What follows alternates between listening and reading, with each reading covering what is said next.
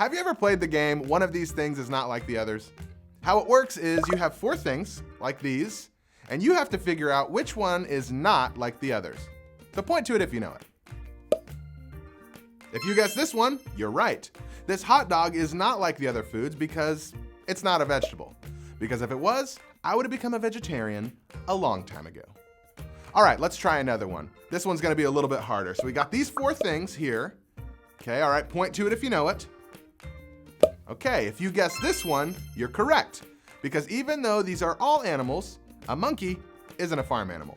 Because if it was, I would have become a farmer a long time ago. Just a vegetable-eating farmer, because I'm eating hot dogs with my monkey farm. So sometimes the answer is obvious that one of these things is not like the others, and other times it's a bit harder to tell.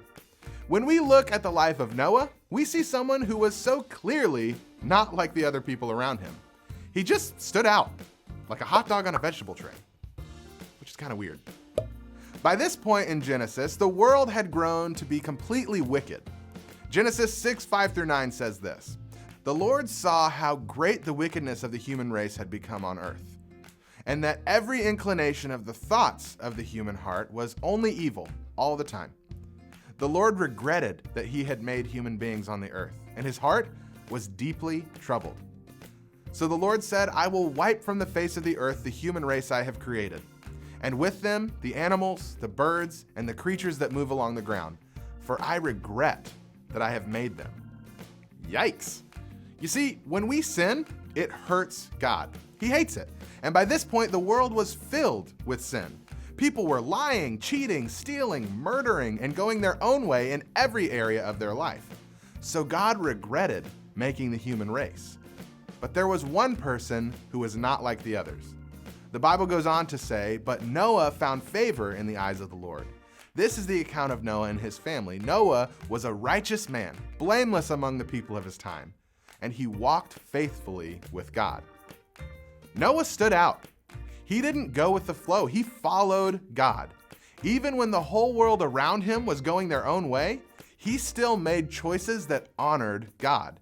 Because of that, God used Noah to save the human race. But as time goes on, we see in the Bible that sin crept back in. And it always would, until someone would come to change that forever. So we needed a new savior of the world. But this time we needed a savior that would defeat sin once and for all. The story of Noah, the story of the world being saved through one man, points to a much greater story in the Bible. It points to a much greater savior in the Bible. In fact, it's who the whole Bible is pointing to. Someone who, like Noah, was not like the others, but even more extreme. Like if Noah stood out like a hot dog on a vegetable tray, this guy stood out like a rocket ship in the forest, or like the sun in the darkness. He was not like others at all. And his name was Jesus. And he lived a life free from sin and saved the world from sin once and for all. Just like Noah used the ARK to save humanity, Jesus used the cross to save us from sin that was absolutely destroying us. Incredible. So now that we have been saved from sin, what should our response be? We should live like Jesus lived. We should stand out. We should make choices that honor Jesus every day because of the great sacrifice Jesus made to save us from sin. We shouldn't just live how everyone else is living because it's comfortable. Sometimes following Jesus is uncomfortable, and that's okay. Just understand that if you find yourself sticking out or not fitting in as you follow Jesus, you're in good company. Noah did this, and Jesus did this even more. In fact, Jesus even said, if the world hates you, keep in mind that it hated me first.